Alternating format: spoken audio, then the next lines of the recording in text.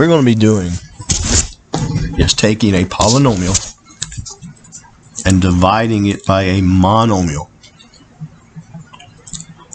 In order to do that, we're going to be using the rules for exponents, and we're going to be dividing coefficients. So what you want to do is you want to split your problem. So notice I started with this.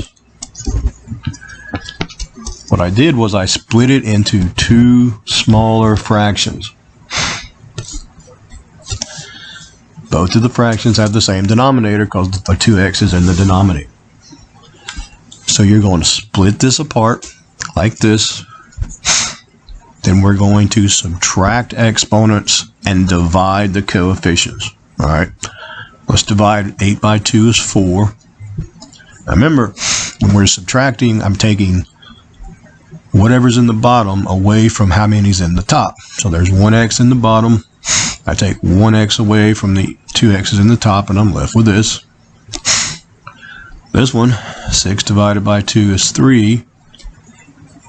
Now, since both of these are just x's, they're going to cancel themselves out.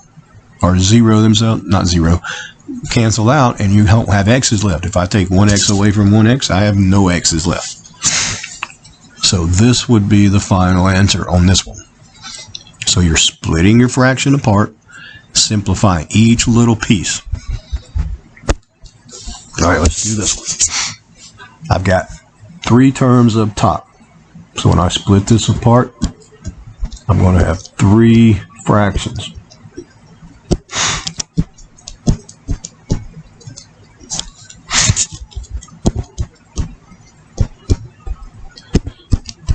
So I'm going to divide the coefficients and take the number of exponents in the bottom away from the number of exponents in the top. Well, 9 divided by 3 is 3. 10x is up top. I take 2 x's away, left with x to the 8th. Minus 12 divided by 3 is 4. I take 2 x's away from x to the 9th, left with x to the 7th. Here, 3 divided by 3 is 1. I take 2 x's away from those 5 x's, I'm left with x cubed. When you're dividing with x's or y's or whatever, your answer is going to decrease. All right, let's look at this one. Going to split it apart into 3 fractions.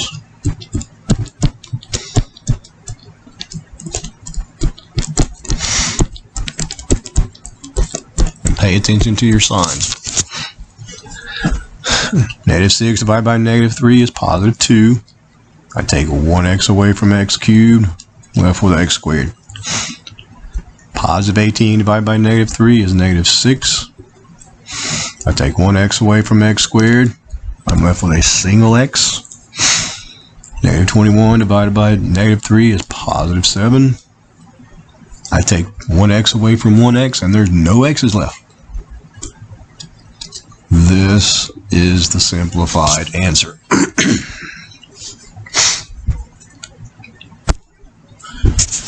Let's do this one.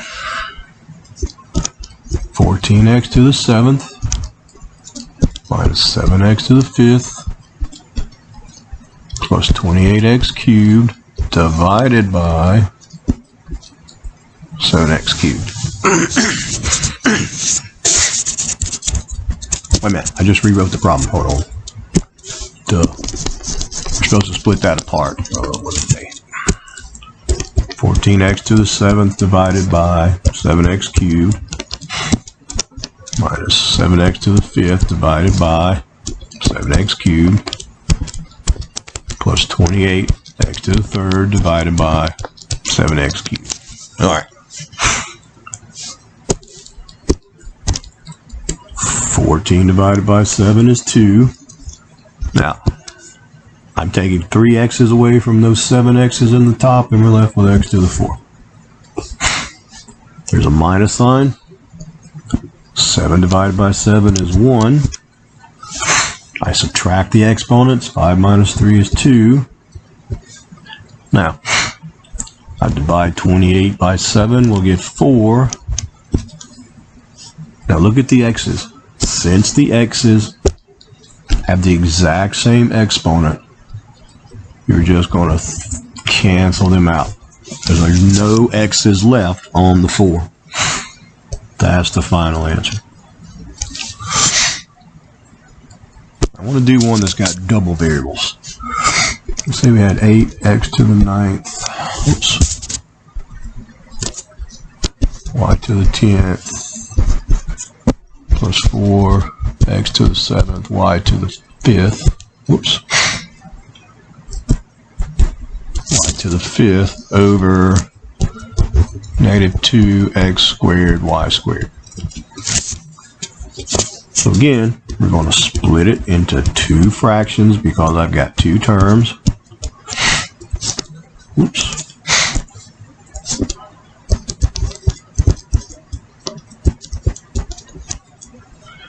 Plus 4 x to the 7th, y to the 5th over negative 2 x squared y squared. Same thing. Negative 8 divided by negative 2 is negative 4.